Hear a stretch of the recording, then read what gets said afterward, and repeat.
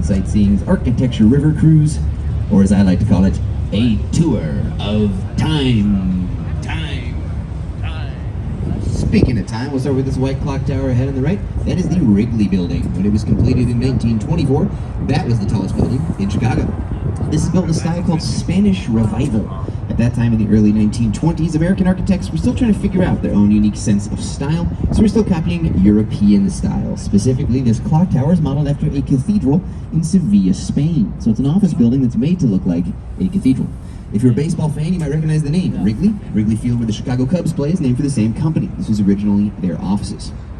If you look along the bottom of the Wrigley Building, it's actually a darker shade of gray. And as you work your way up that clock tower, there's fewer and fewer dark gray pixels. It gets lighter as you go up. That's intentional. The idea is to draw your eye upwards.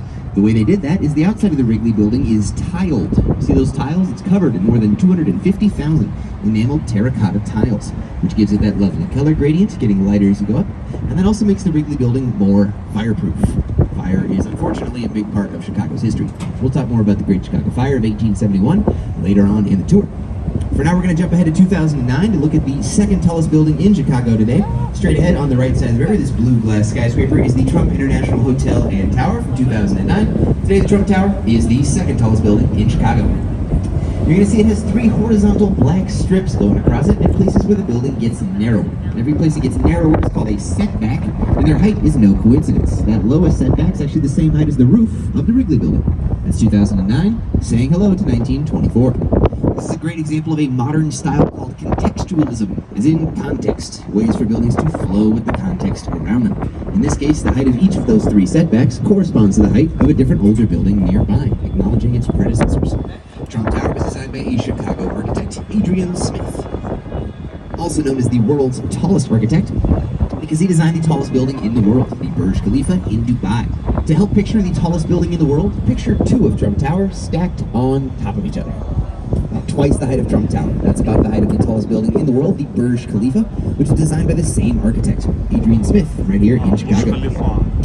Up ahead on the left, you'll see a stone building with short towers in the corners, the central dome in the middle, the Jewelers Building. When it was completed in 1926, that was the tallest building west of New York City. There used to be a lot of jewelry companies in there. In the 20s, those were Al Capone's days, a lot of organized crime. So if a jeweler was worried about getting robbed, they did not have to leave their car, because the Jewelers Building had an automobile elevator. You could drive your car with your jewelry into the building. They take you, your vehicle, and your jewelry up to any of the first 27 floors. That's the Jewelers Building.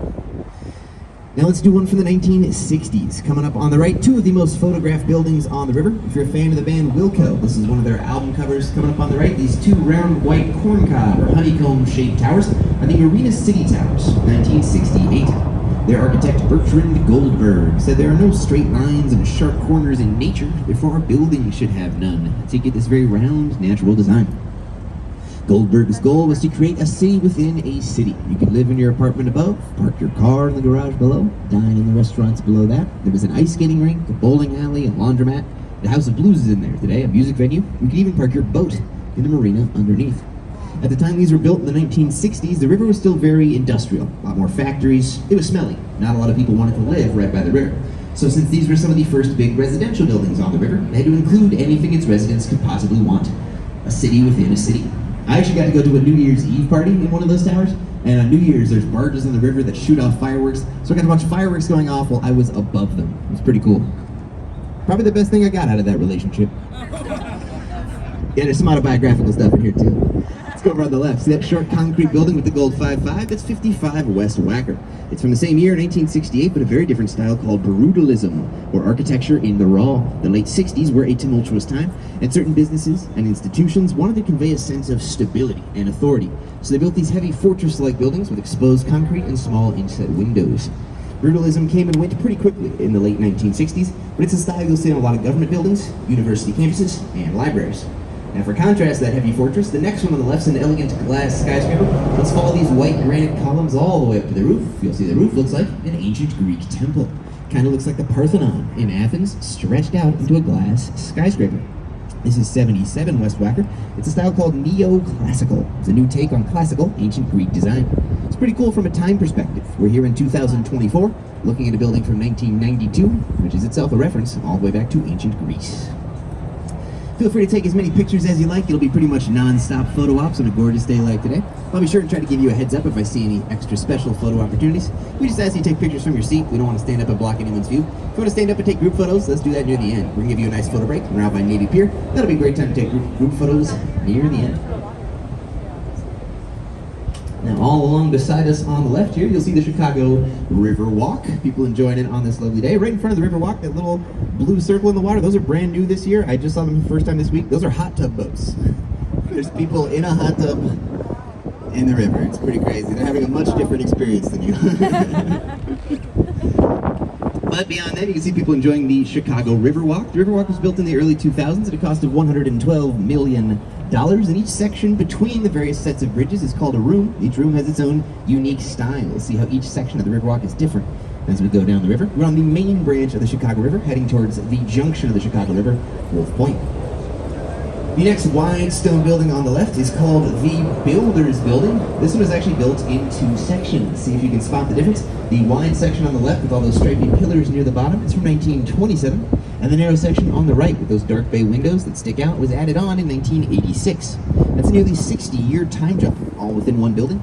The Builders Building, 1927 and 1986. Now, we were talking a little bit earlier with the Wrigley Building about how in the early 1920s, American architects were still trying to figure out their own unique sense of style and beauty. Well, in the late 1920s, the Roaring 20s, they found their own unique American architectural style. It's called Art Deco. When you hear Art Deco, think Roaring 20s, Great Gatsby, that kind of thing. Perhaps our best example of this Roaring 20s Art Deco style is this next huge stone building coming up on your right from 1929, the Merchandise Mart. This Art Deco style was all about optimism in our machine-made future. You get that sense of optimism from all those straight-line columns all on the way up, just like we felt we were on the way up. And there's a machine feeling to it. A lot of repetitive patterns, like those arrows in the trim, and gold squares punched into the wall at regular intervals. Feels like something off of an assembly line. Closer to the river, you'll see a row of statue heads. Those were added in 1953 by Joseph Kennedy, father of former President John F. Kennedy. The Kennedys owned the Merchandise Mart for many years. Those 8 bronze busts are what's called the Merchant Princes, big Chicago businessmen, including Marshall Field, for whom the Field Museum of Natural History is named. We'll talk more about the Merchandise Mart on the way back, how big it is, what they used it for. But for now, eyes up, cameras up. After this bridge, you're going to have one of your best views on the tour. We're approaching the junction of the 3 branches of the Chicago River. A lot of our newest skyscrapers in the last 10 years or so have been built here. If you were here a decade ago and you took the tour, you would have been looking at a lot more parking lots. Today, you're looking at Chicago's trophy case. Welcome to Wolf Point.